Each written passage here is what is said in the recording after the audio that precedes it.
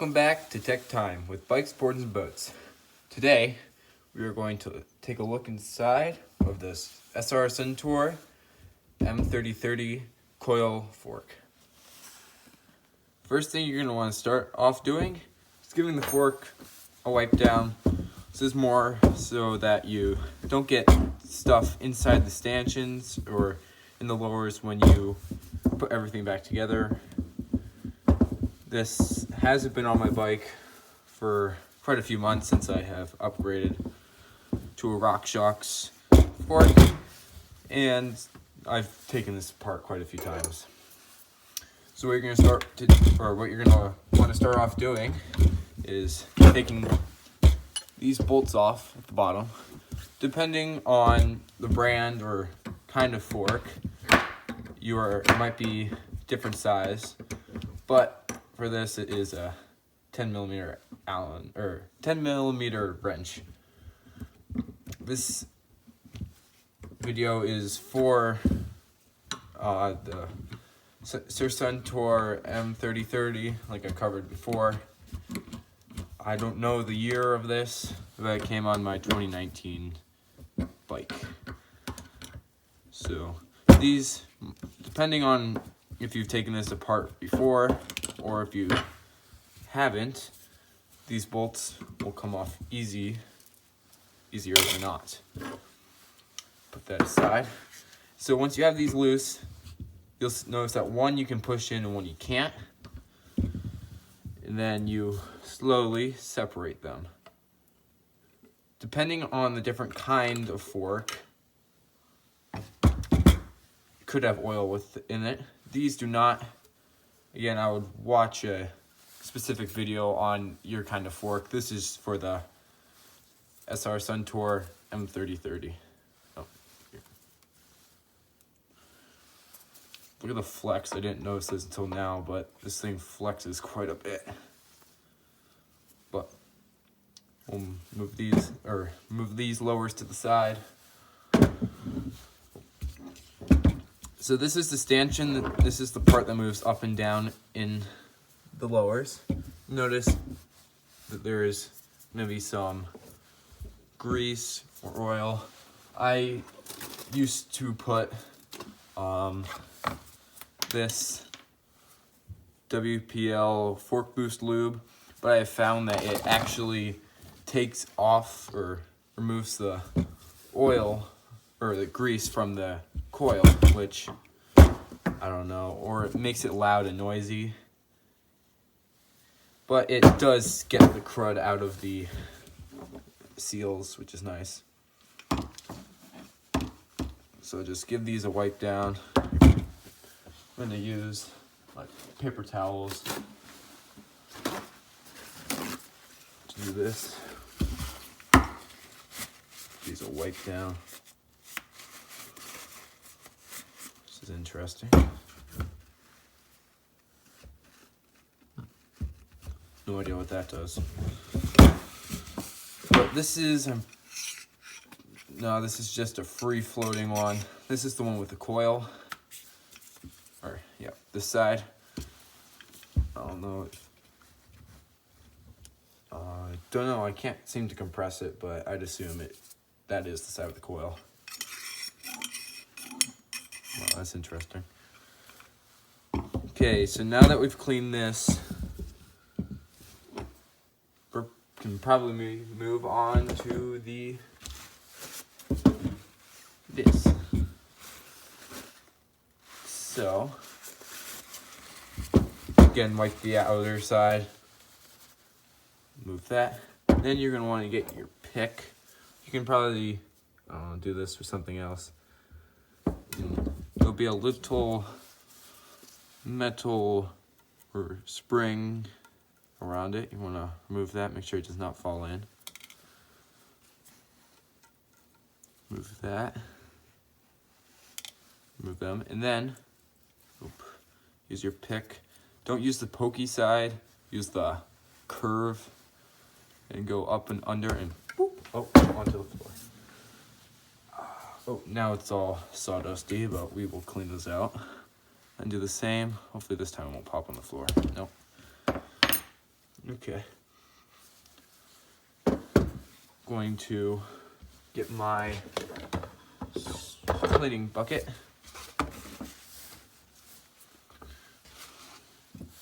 One thing I would recommend, if you're going to be using degreaser or any sort of chemicals or taking this stuff apart, is a pair of latex gloves. So degrease these.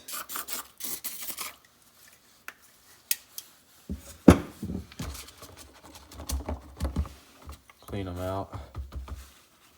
These are pretty nasty. Oh yeah, look at that grime. Never cleaned these out before.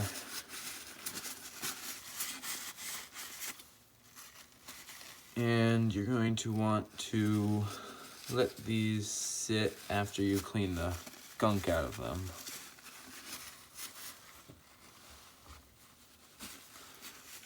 I don't know if you can buy replacements of these. You probably can, since they are a removable part, or well, yes, they are removable, but a consumable part, like bearings and stuff, but there are no bearings in a suspension fork, at least that I know of, especially a coil fork.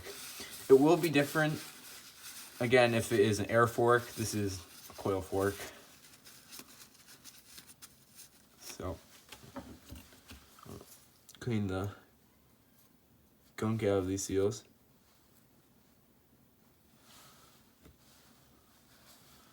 So yeah, find a good place to dump this. Check with your local authorities to see where you can dump this stuff. I'll put it over here. So once you should let these sit and dry. Then onto the lowers. So one way I found, I don't know if I have any string, but you get some sort of cloth or paper towel and attach it to a string. I will go find a string. Okay, so any bike mechanic or suspension mastermind, please correct me if I'm wrong in the comments, but I am going to spray this degreaser down into the lowers because, I don't know if you can see, but it is pretty grimy down there, full of gunk. Not surprising, because I didn't do maintenance for this, but you're going to want, here, I'll grab my tub, because it's pretty much just going to go right out the other end.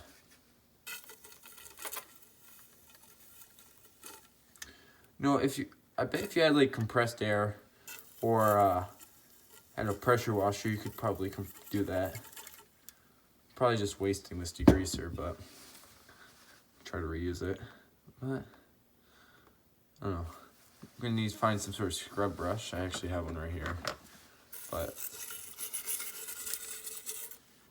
yeah, it doesn't work great. But I'm not a suspension mastermind of any kind. But hopefully this will work. Oh, right in my eyes. It's a problem with this kind of stuff. These brushes like to kick stuff out.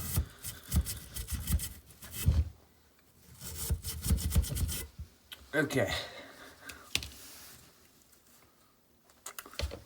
It's probably going to be as clean as it's going to be. So you're probably going to want to get some paper towel or shop towel, clean this thing up. Oh wow, wait a minute. Oh, I just found something. Oh, holy cow. Huh, just found something. Never seen this before. What on earth? Well, that's where all the grease is coming from. So let's clean this up.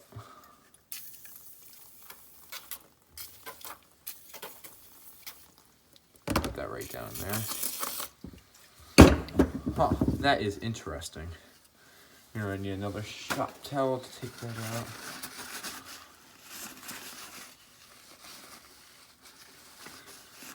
So it seems that if you shove a paper towel or shop towel down in here, like spin this thing, it unscrews itself, Seems like there's a little pin that holds it down. I don't know. Come on, get out. Oh, come on.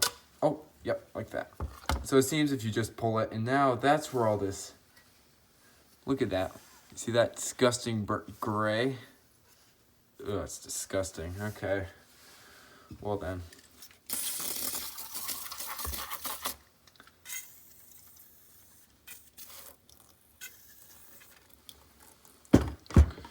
Yeah. Okay, this is gonna be fun to clean, but that's what I'm here to do, show you guys.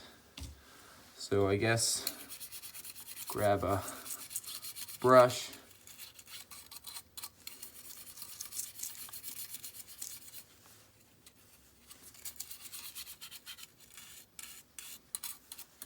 Just wash this thing apart. Yeah, this is gonna be fun to put back together. Though I do know how to do that.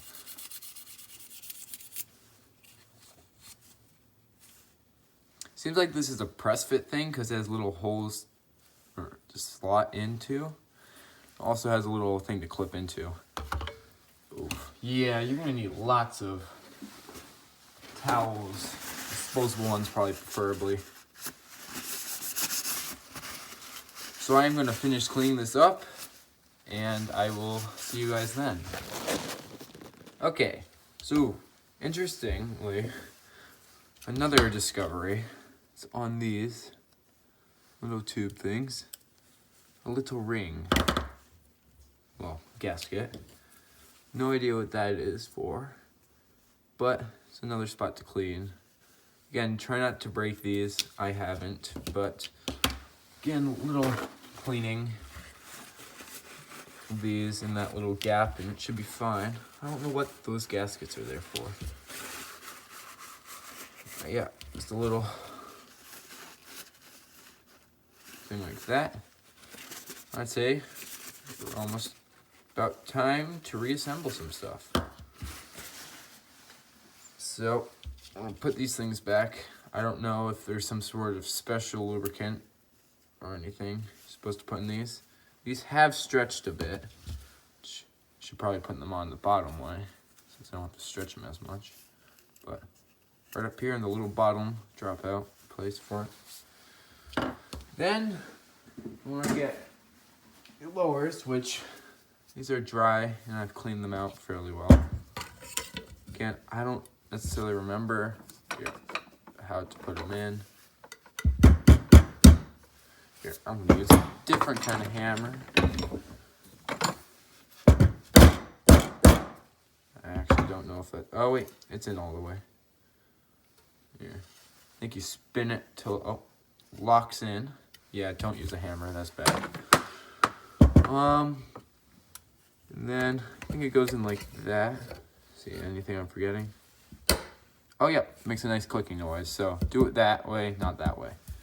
No hammers. Hammers are bad. It's the last choice. Okay. So then put these on, but don't forget your little rings if I can pick them up.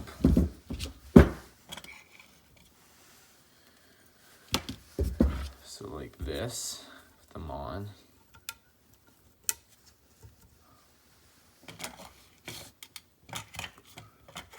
Oh.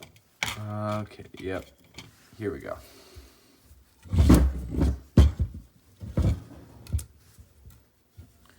Would also help if you had a like bike stand or bike repair stand where you could put the steer tube in the clamping vise, and so you could hold it in there. Yeah, and so then what we can do is I think I am going to put some of this fork boost lube. It says that it's used for rebuilds, so I will stick a fair amount here, fair amount on the dropouts, or not dropouts, the stanchions. Again, this isn't necessarily necessary, but I'm gonna do it. And then stick it in, if it will go in. Why is it not going in? Make sure, oh wow, that would be a very long fork. Let's see, how many millimeters of travel would this thing have? Probably like 300 mil.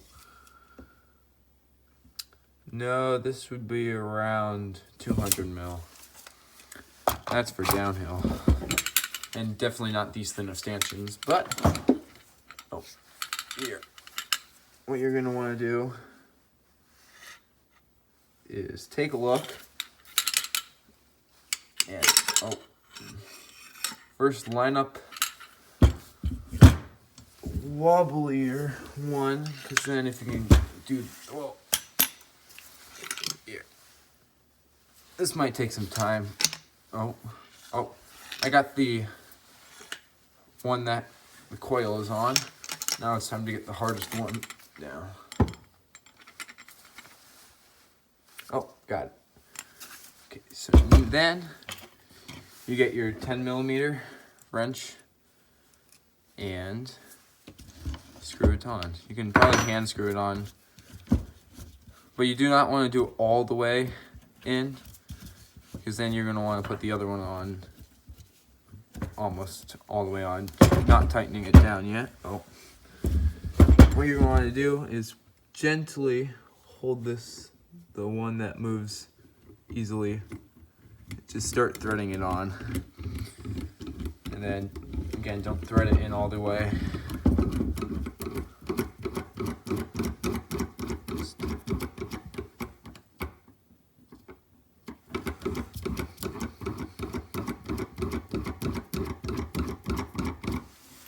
Why is that? Oh. So actually, if you hold this in here, if you push the one, or the one that moves around up, it actually makes it so that it doesn't, the rod doesn't move around, and so then you can get it tight. So now you're going to want to take your wrench, tighten that in a bit, then to go to the other one, tighten that one in. So they're about the same tightness, and then go back to the other one and tighten that one down. Do that until they both are good tight.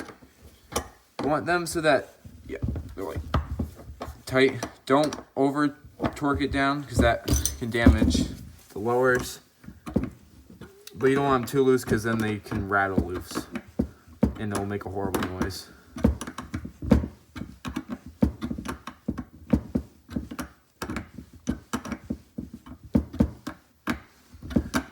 And tight on. So then I'm gonna want to lightly spread this lubricant that's on it lightly along the stanchions with a cloth. Again, this is not 100% necessary, but it will make it feel more glossy. So yeah. Thank you for watching. Please subscribe. That would be very appreciated. And thank you for watching.